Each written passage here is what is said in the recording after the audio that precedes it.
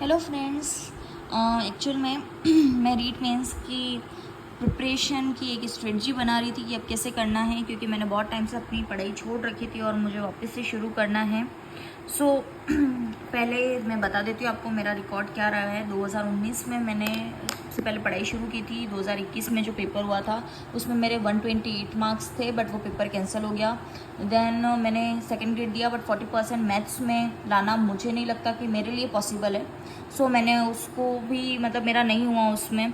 फिर मैंने जो मेंस दिया था, उस मेंस में जो अभी रिवाइज रिजल्ट आया उसमें मेरे मार्क्स थे 166.5। ये देख सकते हैं आप, 166.5 मार्क्स थे। मैं 0.4 से रही थी। फिर बट बीच में ऐसा कुछ हुआ कि मैंने पढ़ाई इतना कंटिन्यू नहीं कर पाई और ये सब चीज़ें थी। सो मैं अब वापस से शुरू कर रही हूँ मेरी पढ़ाई को। और मेरे पास कुल मिला के 2-3 महीने ही बच्चे हैं, अब 3 महीने ही बचे हैं लास्ट के। तो मुझे अब अच्छे से प्रिपरेशन करनी है, ऐसा मुझे लग रहा है, मैं करूँगी।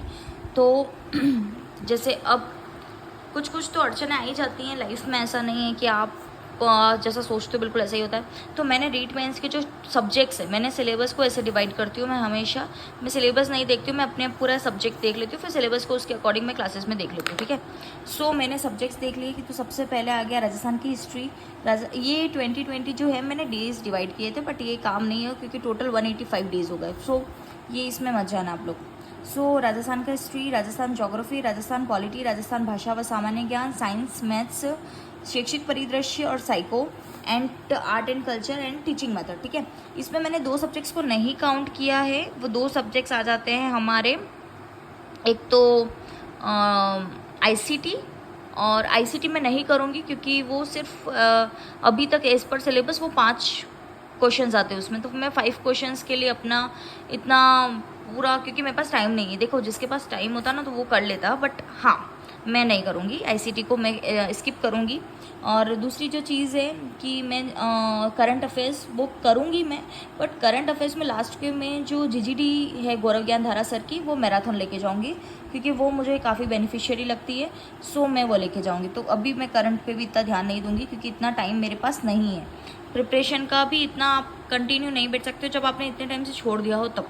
सो अब इसके लिए मैंने जो स्ट्रेटजी बनाई है वो यहाँ पे बनाई है, आप देख सकते हैं कि जो मैंने डेज डिवाइड किए, 20 डेज में मुझे कंप्लीट करना है शैक्षिक परिदृश्य राजस्थान की भाषा व सामान्य ज्ञान को, ठीक है। शैक्षिक परिदृश्य में लक्ष्य क्लासेस से कर रही हूँ, उसमें 40 वीडियोज़ हैं, तो डेली के आप 2 वीडियोज़ देख सकते हैं।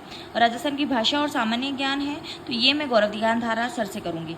फिर 20 डेज की साइंस, 20 डेज में मेरा सब्जेक्ट जो साइंस है, मैं साइंस को कंप्लीट करूँगी।